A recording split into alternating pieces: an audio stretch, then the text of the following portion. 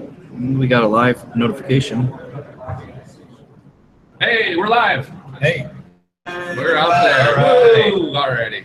Good deal. Well, welcome everybody to GAFE Admin Podcast, live to you from ITEC here in Des Moines. I'm Lance Lennon, Eagle Grove's Tech Director, Eagle Grove, Iowa. I'm Chad Fricks, Director of Innovation and Technology from Spirit Lake Community School District. Love That that. is Good quite title. the title. Good title. Quite the title. Mitch Dowhauer, Director of Technology, Spencer Community School District in Iowa. And Phil Trimble, Pocahontas Area Community School District Tech Director. Alrighty. So we're here live at ITEC. We do actually have an audience. Let's see if we can get a little bit. First time ever. Look at that. Live audience. The studio audience right there in our new studio. All the Yes. people here today. Okay. Quite So- so, behind us. They're behind. Oh, Yeah, we have the and audience they're on the behind us. mezzanine. So they're all in session, not all, but some are in sessions. And we've got vendors and Don't spill your here drink. at the wonderful Iowa Event Center. We have one viewer. I'm trying to get to where we might have the. One viewer, that's better than normal. So I think it's you, though. Yeah. we're doing something. I'm share those with my secret. If nobody else listens, at least we have fun. All right. So today we came down to ITEC. They have what's set up here is the podcast pavilion. They've been doing different podcasts from here. The Dads and Ed did their podcast. The EdTech Takeout, which is Grant Wood AEA, did their podcast. We're going to have a couple of student podcasts from Iowa City, Minority Report, and Politikid. So I'm very excited about that. First shout out we have for us is thank you, GoGuardian, for the mobile podcasting kit. All the equipment we're using today is from them. So we're excited to be able to use it. Yes, thank you very and much. hopefully do some nice stuff for it. That is awesome. So today we're going to talk about, I think the topic or best word to describe would be FUD. Fear, uncertainty, and doubt.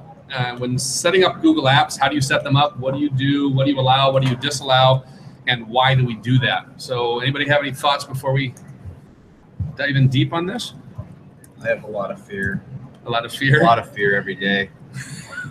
The interesting thing with this topic is, you basically have two areas. You have somebody clear on the far left and somebody clear on the far right, right? There's kind of really no in between. You have some districts that allow their teachers to do the job, and you have some districts that are scared and block and lock down everything and make it difficult on everyone. That's my opinion. So which one do you do? We definitely leave things as open as we can. Okay. And I'm not going to be hypocritical because we do block Facebook for students right now. And I keep telling the admin that the only thing that the kids would do on Facebook anyway would be to check the district page for the stories that cover the good things that they do. Right. I think Um, you pretty they much don't have use to it be anyway. 30 or above to use Right, Facebook right. anymore. And we don't block Snapchat, and the kids use the crap out of Snapchat. So Or Yik Yak. or you I use Yik Yak. It's the best hookup app ever. well, So That's how I get all my prom dates. okay. Wow. Well, Let's move on. we need to move on. I don't know about that comment. I could go so many directions with that. Yeah, that's And none are appropriate. Well, I shouldn't have said it. I apologize. But if you look at to get us back on track a little bit, if you look at Google Apps wise, right? I mean, we also don't allow our middle school kids or elementary kids to email to the outside, right? So we have that walled garden environment set up in our district. Now we do allow certain community members, we do allow certain parents and things like that will add to that whitelist.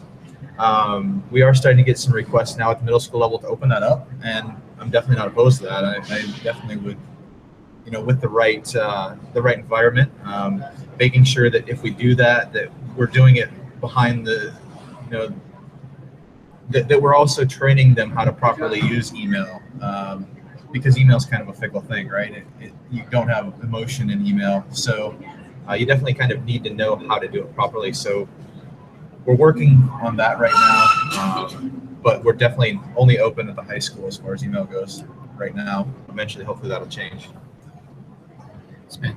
Chad, what If we want do you to stick on the email thing, Spirit Lake, we do things a little bit differently, and once they get to 5th grade, they have a pretty much wide open email account. Now, when I say wide open, there's obviously Google's spam filtering technologies in place. And we do blacklist certain domains that are causing issues.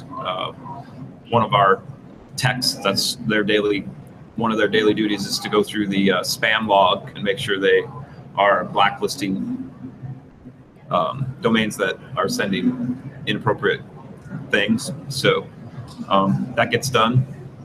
We also have pretty open accounts for our 3rd and 4th graders, and now my teachers are requesting accounts for 2nd grade as well, just because of all the things they want to use email to do. They want to use Google Classroom, which notifies through email and all that.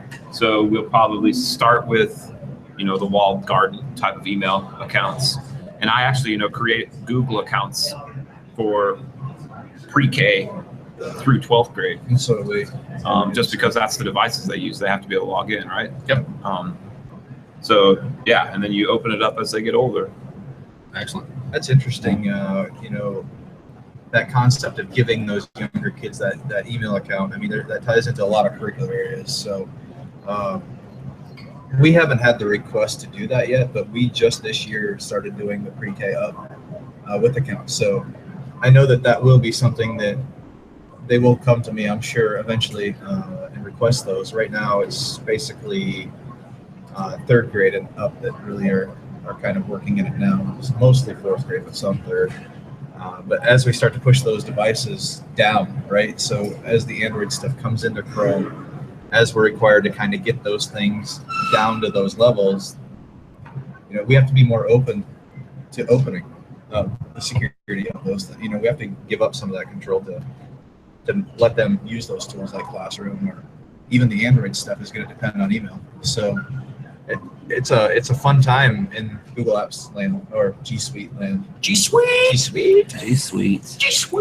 And we kind of follow the same format as Chad. We give kids access to email at pre-K through 12th grade, and the walled garden is in place up until 6th grade. And then we open it up during digital citizenship classes. We have those kind of from 5th grade on up through 7th grade. But to go back a little bit, a lot of us were trained using the Microsoft philosophy, lock everything down and then open it up, through Active Directory. And it's been really hard to, kind of move away from that when that was instilled in you for 4 years of college education, and to get away from that. And, 4? What? 4. College was the best 6 years of my life. There you go. I took a little hiatus in between mine, so Wow, Phil, you're Yeah. fast. Yeah, but definitely seeing the benefit of Overachievers. opening up the What network. Phil's not sharing is I that like it was a vacation. 2-year degree. He was average. He was like the rest of us. To get the degree in it. Right. No, and I did a session this morning on security for GAFE. One of the things we talked about was, what do you have open? Why do you, and how do you do it? Is it like you said, there's one of 2 ways you do it. 1, you open things up and block what you find to be a problem.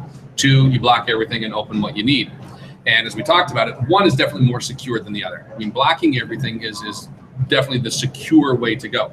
But you have to leverage that against your time. What is your time worth to go through every day and have that teacher call and say, I need this app open, I need this extension open, I need this to happen, and where your job then becomes simply the guy that opens things up. And you have to say, is that worth it? Or do we go through and find the items that are causing a problem and block those as we find them? Things that you should have in place anyway. I mean, you should have your content filter in place to kind of stop some of the malicious stuff. It's not going to block all the apps or extensions, but if you're blocking there, you're going to get a handful or more of them. And so it's philosophy. And I think that's what we're here to talk about today, is what is the philosophy and why do we go with the philosophy we choose? Right. I think, like, when I go and I work with my teachers, I'm definitely not a trained teacher. I have an IT background, but when I go in and I sit and observe and see how things work in the classrooms, just kind of watch what they do to help me better understand how I can support them.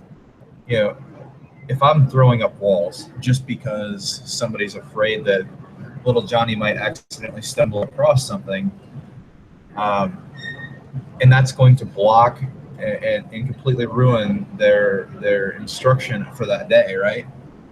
And we're talking even like young kids, what it takes to actually get those kids set up and ready to try something new. Right. And if that teacher is going to try something new that day, and all of a sudden this blocked page comes up because so-and-so is so deathly afraid something accidentally happening, or they don't have install rights on their machine to run that tool, and they have to wait for the IT department to show up to install it. Those small hiccups completely ruin that opportunity for learning, right? So I think it's our place and our job to just be aware, to just be aware of what the teachers are going through, to be aware of what's happening there, and like Chad does, you know, your approach of, all right, if it becomes a problem, then let's take a look at it, and then let's see if, you know, do we need to just completely outright block this, or is there, you know, some of the way we can approach it to say, all right, here's a, you know, a learning opportunity with that, or different ways. So. Yeah. So I'm of the philosophy that I pretty much leave everything wide open until it causes an issue, and then we discuss that. And the last thing I want to do is start blocking stuff. So if there's a different solution than just blocking it, then we should pursue that solution rather than just turning it off.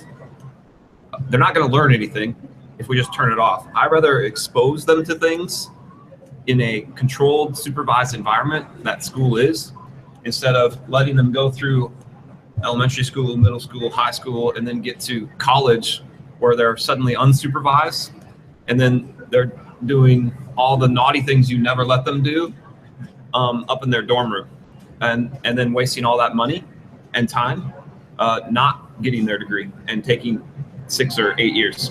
Hey, to get a lot of people go to college for 6 or 8 years. Yeah, they're called doctors. So that's sort of my philosophy. I feel that there's other ways to address issues other than just blocking access to stuff. And some of the best teachable moments happen when someone accidentally gets to something they maybe shouldn't have seen.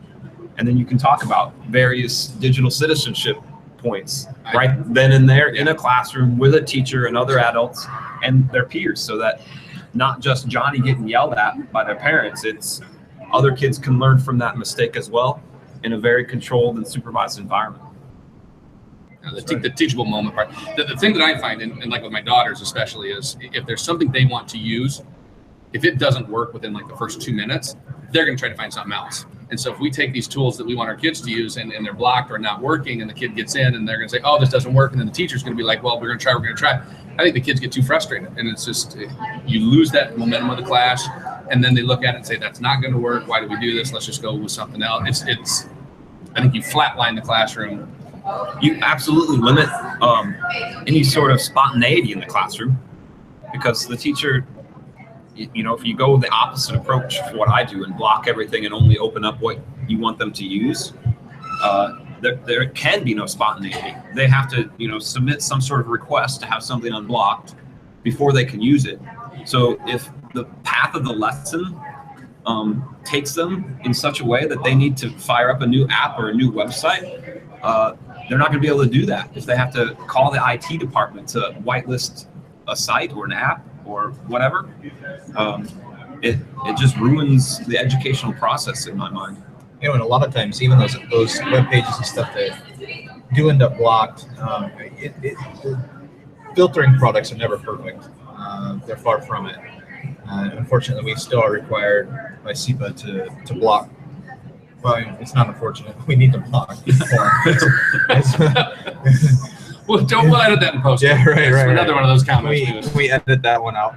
So we have to block porn, right? So that's we definitely want to do that for multiple reasons, not just kids, but for accidental presentations. Oh yeah. But anyways, you know, with that, things get grouped into that shouldn't be, that are blocked. And you know, most of the time, what I find is I don't find out that was blocked and it was an issue in the classroom until later on. Like way down the road, they're like, "Oh yeah, that was blocked. I tried to do that like 2 weeks ago." And I'm like, "Why didn't you get a hold of me and I could have unblocked that right away, right?" But you know that just proves that I killed that opportunity in that classroom. Otherwise, you would have heard about it right away. So, well, along with that, blocking sites that are malicious and we know that may possibly harm the machine and, you know, take down the network. So along those lines, that's something else that we block, phishing sites or malware related sites. Like Bass Pro Shops phishing sites. Yes, not the fish like the band PH. Yeah. Yes. Yes. The musical not like sites. Not like the sport. Yep. No, and it's exactly. But I had something and I lost it. Carl's. I was going to say Carl's not with us tonight. Today, you may have noticed. Shout out to Carl. Carl is with his mom right now, so He is watching though. yes. So of our 3 viewers, he's one. We're trying to work on the chat feature to see if people can ask us questions. But, the malicious sites on that aspect, I was thinking is, you want to lock down your devices, and for most of us here at this table, it's a Chrome device or an Android device, which makes life a lot easier in terms of maliciousness and stuff like that. But the number one site for me in terms of blocking are VPN sites, and those things that kids will use to circumvent the filters that are in place and the protection that we set up for them. You kind of wonder about that too, because if you have a big VPN issue, maybe you have an issue that's underlying that maybe you're blocking too much. It kind of, are they VPNing to look at porn? Probably not. So what are they VPNing to do? That's kind of, I had actually met with some students last year, and the only reason that they were doing some VPN proxy stuff was so they could go in and they could play a few web-based games. The only reason that we were even limiting those games at that point in time were because we were really limited on bandwidth, right? So we were trying to help kind of control that and give quality service to the services we needed. Now that we have a lot of bandwidth thanks to our local telco, we're pretty fortunate. I don't block that stuff. I can packet shape it, right? So I can go in and I can control and give it a certain allocated amount of bandwidth for that category. But I leave it open for them to play. I mean, it's a classroom management thing at that point. I agree. It's not a technology issue. So Right. I guess things like that, Mitch, go back to my point is leave it open until it causes an issue and then address the issue. Don't just turn stuff off. Yeah, but when you go back to the bandwidth issue, not all schools are fortunate enough to have that amount of bandwidth that we have. that's true. So, I mean, unfortunately, some of those things get blocked, like YouTube and the higher bandwidth websites. That's a whole different issue. Yeah, to me, that's a whole different issue. That should also be addressed. Yeah. Right. If you feel like technology is a key to educating your students in your district, then you need to prioritize money to get enough bandwidth to make that happen, in my opinion. If that's your thoughts and beliefs, then you need to make some changes so that you have money to do that. And bandwidth is getting cheaper and cheaper. It's not that much money anymore. And I'm telling you, for the state of Iowa, if we're switching our testing, which is a whole different topic, but we're looking to switch to smarter balanced, you better have bandwidth, because without it, your job is gonna be in jeopardy. You're gonna need it. Yeah, you'll be a Walmart greeter or something. I don't know, but find money for bandwidth. So I think good a time as any right now. Like I said, we do have an audience. And as long as we have an audience, do we have any questions in the audience? It doesn't have to be limited to blocking, opening. We got a panel of GAFE admin. Sorry, admin people up here. G Suite. G Suite. G Suite. But it's G Suite for education. We just cut the other part off. Okay, so G Suite admins. Just G Suite. Just G Suite. All right. So are we changing our name now? Yeah, G Suite. G Suite. G Suite, okay. Do you think they copyrighted that or something? Probably. We should. I mean, if we promote their stuff enough, we should be able to use it, right? Questions? Crickets. Not Where's my that- noise button? They just like to observe us.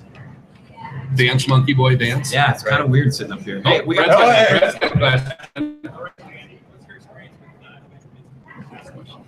So, question is Brett Guzman from This is a good Prairie one. Lake This is a State. good one. I'm I like excited this about one. this question. His question was regarding password things. policy for the littles, the younger kids, and what our policies are on that. And I've got my headphones all askew so I can hear and talk. For me, our kids, we start passwords at 3rd grade. Our pre-K through 2nd grade are on iPads, so we don't do passwords on those. They're using those apps and things on iPads. So at 3rd and 4th grade, our passwords are the same as the older kids. It's a standard 8-character mix of letters and numbers, and they do fine with it. But Chad has a much different situation, as do I think Mitch and Phil. I have a couple things on this one. If you use a tool like GAM, you don't have to follow the rules for the passwords, and you can make them very short and very simple for the kids to put in and get. A good friend of ours, Tammy Lind from Wisconsin, is adamant that kids as young as pre-K can learn a complex password and use it. She is a technology integrationist for South Milwaukee. South Milwaukee. Yep. And she's absolutely adamant that kids can do that. I'm not quite there yet. I like to keep them simple because it's all about classroom time, right? Those little kids, until they have some keyboard awareness, are still going like this to find each letter of the password. So until that happens, I'm of the opinion that you make it short and sweet. Short and G Suite. G Suite. Short and G Suite. The other thing with that is Google's listening, and they do sometimes, believe it or not, listen to us 5 Yahoos. I would really like to see the use of the camera and a QR code, so you can just give a kid. There's other services that already do that. Ssl. Clever has that integration. Yeah. Clever. It's very clever. It is. Clever It teacher. is clever. Clever is clever. So just give the card give the card a kid. No, give the kid a card that they can just hold up and get them logged in, and then you can make it as complex as you want. Or even facial recognition. Right. That would be Like Microsoft. Then the parents would get all upset. Honestly- and think we're reverse engineering their children. Honestly, guys, I mean, we're going to see some of that. With Yeah. the facial rec. So You'd be I think surprised that's going to be how something many we still will think see I'm watching them eventually. and cover up their camera. I'd like to see that soon. Yeah, that would be really nice to No, see the that. the QR thing would Yes, be sweet. the digital badges. Well, just Yeah, switch for to students. Clever. I'm in the process of getting So- Clever up and running. So what we use do a couple things we already use Clever. Yeah. what we do at Spencer's for our younger kids in kindergarten, we tried to make them do passwords this year for the first time. And the keyboard awareness thing's huge, the chat talked about. And not only keyboard awareness, but the fact that the script, the keyboards themselves, is not the font and script that they teach in kindergarten. Right. So something as simple as the T being scripted with a tail, or the Q Or like a or the Chromebook. Right. Device is lowercase, and Yes. almost all other keyboards Or are uppercase. Why don't they teach the alphabet in QWERTY format? Right. When else do you ever need the alphabet? Phone books no longer exist. Well, they do, but We When's the teach last that time way you because opened- it's in alphabetical order. why? Why do we have to teach it in alphabetical? Because it's sorting in purposes. alphabetical order. Who cares anymore? Seriously, where do you use the alphabet? Tell me right To now. learn the alphabet. I use it That's to And it organize. matches the song. Are you gonna organize rewrite- and are you going to sort. rewrite the song? I'm not a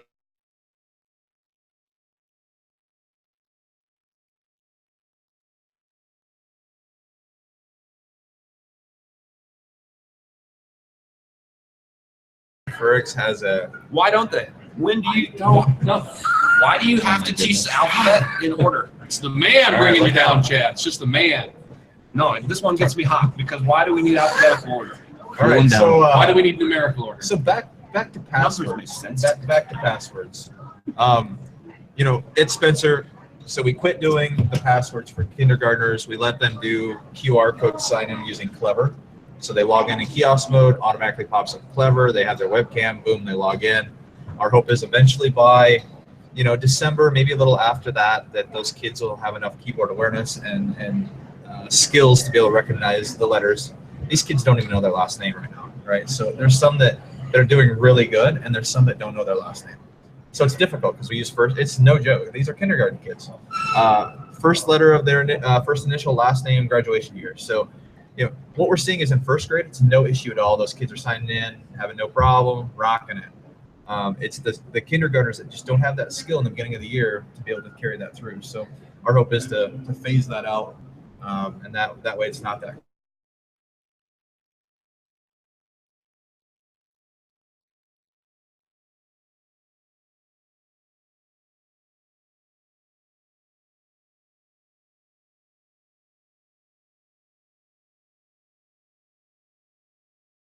Our kids are punching their number in every day. They remember their number.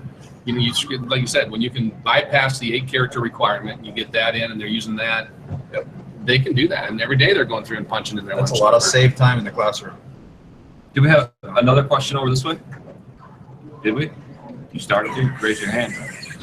You calling Josh out? I am a little bit. Or did we already answer your question? Okay. Josh has all the answers, actually. Oh, good guys. He's a good know. man. Any other questions for us out there? The audience?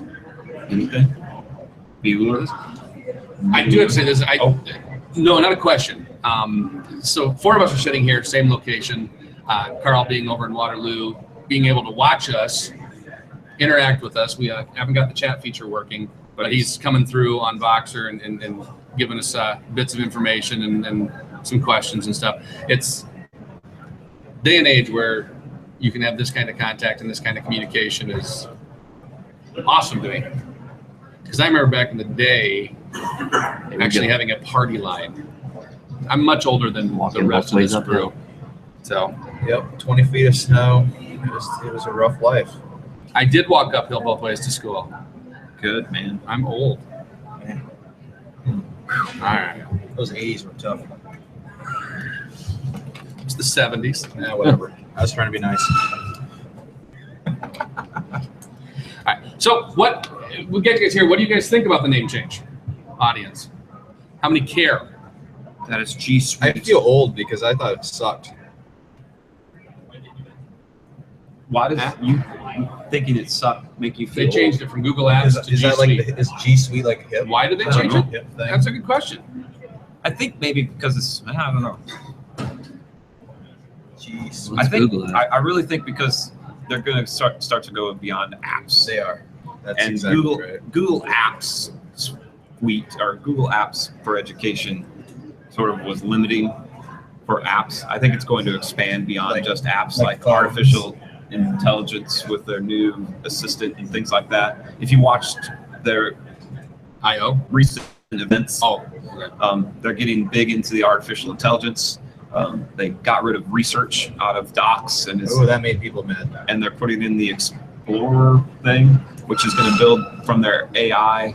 It's going to be able to look at what you're typing about and try to predict what you want to see in the Explorer, I think. I think that's why. I think that's why the change now is because they're trying to shift directions a little bit away from people thinking of them as just search and apps. They want to be something bigger. A whole suite of stuff. What do you guys think about like web filtering offsite? It's You a guys- pain in the ass, Yeah. but no more some questions. I'll tell you to watch your mouth. What do you think about that? We don't filter That's outside. really And not when we even a went swear word 1-to-one, anymore. that was one of the things we had talked about. Are you still Technically, we do offsite. I mean, it's GoGuardian, but we tell our parents that we don't, and it is, but it's only because it's done through an app, or the extension. right? But we tell our parents, when your student is at home, you need to be the parent. Right. And as a school, we will never override your decision. I have parents telling me, I don't want my kid bringing their Chromebook home, or I want my kid to not be able to use their Chromebook after 10. And I tell them, that's great. Tell them not to use their Chromebook after 10. Your rules, your guidelines, your house. I'm not going to override your authority. I think that's what it comes down to. It's at the school's responsibility. We give them a tool. 90% of our kids, and I know that's probably not an accurate number, but I feel like it is, have connected devices already. And so I give them a Chromebook, big deal. They already had something they could do all of those things on. Yeah. We just recently, and we'll get to this question in just a second. We recently just added GoGuardian as well, like within the last week.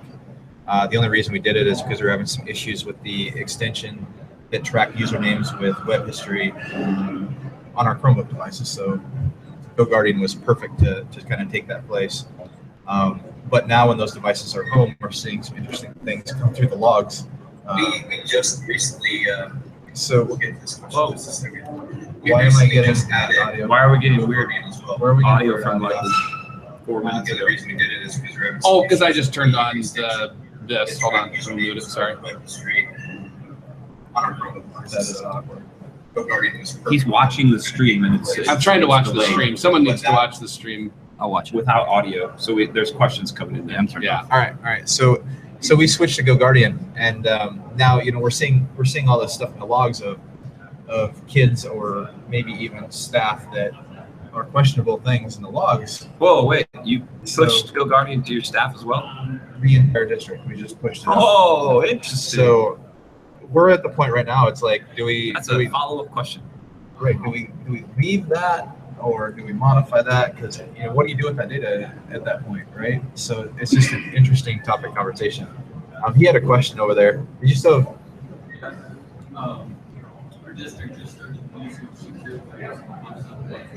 Yep.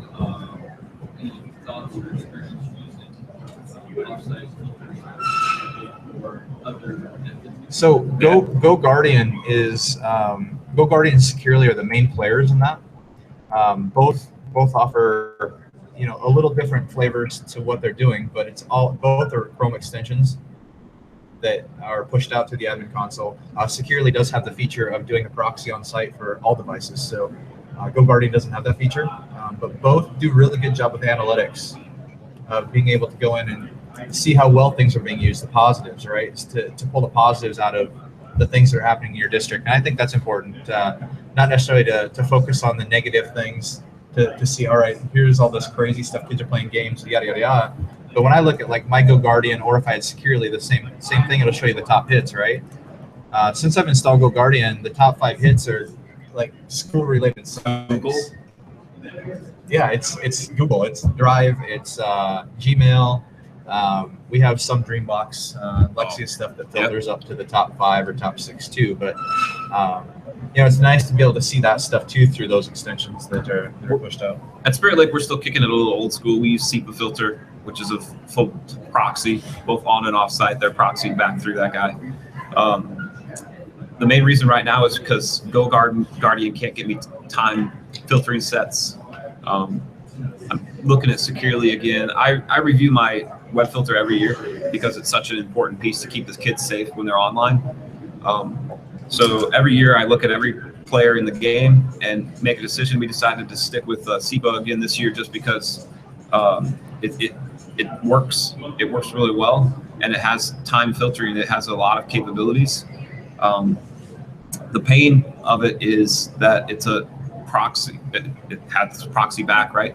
So our devices have issues with captive portals and things like that offsite. I'm currently dealing with our local community college, trying to get the kids' Chromebooks through their captive portal system so they can take college classes on campus at the community college. So it does have its limitations for sure. So I'll be excited when Go Guardian, because I know they listen to every show. When they get their time filtering sets in place, it'll be awesome, and I can switch. So if they can make that happen anytime soon, that would be great. And thanks for the equipment. And the question was, just to repeat it, he asked what we thought about Securely, and so we're following up on that. Yeah, and I demoed Securely and Go Guardian. I demoed Securely again this year. I was pretty familiar with what Go Guardian could do, and they're pretty close in my opinion. Yeah, very close. Is Securely still proxy? They can. It's both. It is, but it's extension too now. Yeah. Okay. Because originally it wasn't. Yes. Originally it was all just proxy. Right. Yeah. Because that guy came from SEPA. Anders. The main programmer for Securely is Ssl Filter's old programmer, I guess.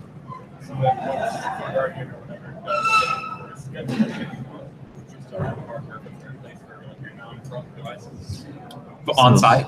The question was, if we went with Go Guardian, would we still maintain a hardware filter on site?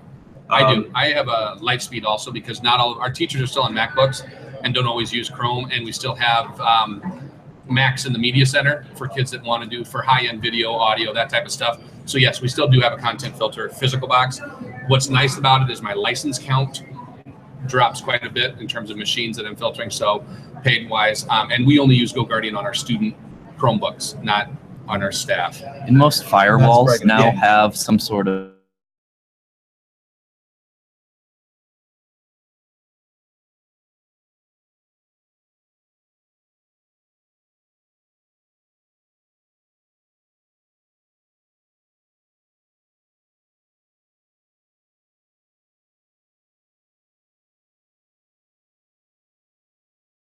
exactly what services are we using more than others, and how can we support those or maybe bring those others up to the level we think they should be. So it's a nice tool to be able to kind of look at and take a look and see what exactly is going on. And the way they display it is pretty sweet, so it makes it pretty easy. That's the biggest thing for me is Go Guardians. I love the filtering aspect, but the report aspect I love more, because what I can do is I take that data to my board and I can say, look, we have these kids 7 hours a day, And I can show you by student, by OU, by grade level, whatever you want to look at. And I can say the #1 site hit by this group of kids every single time, I guarantee you will be YouTube. It'll be #1. But #2 is either Classroom or Google Docs. And I say, we have them for 7, they have this device for 17 more. And what do you do when you go home? Are you sitting there every minute of every day doing something educational? No. But #2, this is being used for an educational purpose. I cannot stress to my board, they love that information. I mean, it really, I think, emphasizes we're doing something right. Or you can justify, getting more resources to, back funding for something, right? So Yeah. you can say, hey, this stuff's, we're doing this. This is, we're making progress here. So let's not stop that. Let's see if we can't find a way to buy more Chromebooks. What is Mitch just pulled his up. What is your #1? #1 is Google Mail. #2 is Google Drive. Seriously? Yep. Nice. The next Mine one's is a kiosk. Never. Our time clock kiosk. So that's kind of misleading. That's probably because it just sits there It and runs sits all there. day. Do you force any of those tabs open? He sets it by policy, Right. just so it gets to the top of the We list. could manipulate that When data they a launch little. the data, it just pops out that right. Yeah, Hey, so- a comment Lance made bounces a new topic in my head is YouTube restricted mode. At what point do you guys enforce that? And We had a lot do of you trouble ever with it. turn it back off? We had a lot of trouble with it. We kept seeing, it block legitimate videos. It was not a setting I had even initially turned on. I don't know if it automatically enabled or what happened. But all of a sudden I started getting a lot of reports from teachers that were having issues in the classroom of, hey, I really want to show this video. And they were complete educational related videos. So we turned on like the teacher Enabling. thing, Right. to get past that. And it's worked pretty well to my knowledge. The So problem explain with that teacher to us, enabling, so there's a setting in YouTube where you can say Or teachers Lance. have the ability to. I'm just sorry. Go ahead. Because I had a time. Because off of that I want to do something. You can say that teachers have the ability to enable different videos, so they're allowed by their just students to watch. So they can go in, find a video, and say enable it. They have that authority. You set that by the OU. The problem is that you can't create playlists and enable a whole playlist. You have to do each video One at a time. So we had a teacher that wanted to do Romeo and Juliet, which was a 20 YouTube video thing, and she wanted to just go in, create the playlist, okay, the playlist. She had to go to each individual video, then create the playlist. So there's ups and downs to it. I like it. We ended up turning that off because it was YouTube originally was a bandwidth issue for us. Now it's a classroom management issue. And teachers are like, oh, they're watching YouTube. Oh, make them stop. How do I make them stop? Make them stop. Looks like we have a question right here, but those tools are only work when signed into Chrome school accounts. Is that correct? Yeah. Referring to GoGuardian. GoGuardian. Oh, right. We should make clear that we're one-to-one with Chrome devices, so not MacBooks or otherwise. Now, if you're using securely on site, or if you were had the machine, set up to proxy all the time, Yep. as an admin, you set up those network settings to make sure that machine always proxied back. Then, yeah, technically, I guess, that device would proxy back. But the tools that we're talking about mainly are Chrome extensions. So if they were not signed in, then no, like incognito window at home, things like that, Right. they get around it. Yep. Now with our Chrome devices, we kill off the ability for the student to use an incognito window, and then it would, still track that. So it just kind of depends on what level do you want to make sure that you're tracking that or filtering it at home. So And actually, Richard Humphrey just followed up what we're talking about and asking about BYOD. At Spirit Lake, we offer BYOD at the high school. If they don't want to use the Chromebook, they can bring their own device. And at that point, we they go through the hardware filter anyway. So right now I'm not filtering, so we're gonna have to readdress that when we go with a GoGuardian or something like that. You're not filtering hardware? We are filtering right now with a BYOD, but if we were going with GoGuardian, I can't enforce that unless they're on their Chrome account. So that would fall back onto my firewall filter. Obviously not exactly the same filtering sets or capabilities, but that's how we would deal with that. and that's what we do right now. Yeah. We do BYOD at the high school level now, If kids want to bring their stuff in, that's fine. They connect to our guest network. That guest network's filtered through our hardware firewall. So, Ditto. you know, it's not a huge issue for us. We are sitting at 11:58. 12 o'clock is lunchtime, I believe. Am I right on that one? Or is it 12:10? It looks like sounded like a lot of people were getting out. So we did go a little shorter on the time, not a normal hour. Before we go, is there any other questions from the studio audience? I like the fact that all of them stayed. Yeah, We didn't run them off. Yeah, no one left. Well, it's because His we're in Lance is Iowa, so everybody's pretty. too polite. It's like I just can't walk away. You had a question? Pardon? Ssl filtering. So my Lightspeed box will do the SSL part. Yes, we use that. So the question is, do you do SSL filtering? Yeah, it slows it down a little bit, but I think it's been negligible. My kids haven't noticed, and it's one of those things. Might as well. If the capability's there, we use it. Do you do SSL? We don't. Oh, BYOD, it's same thing. On the guest network, it still goes through my Lightspeed box. So, but it's a completely segmented VLAN. So it basically goes to the AP, to the firewall, out to the, so they don't get any network resources.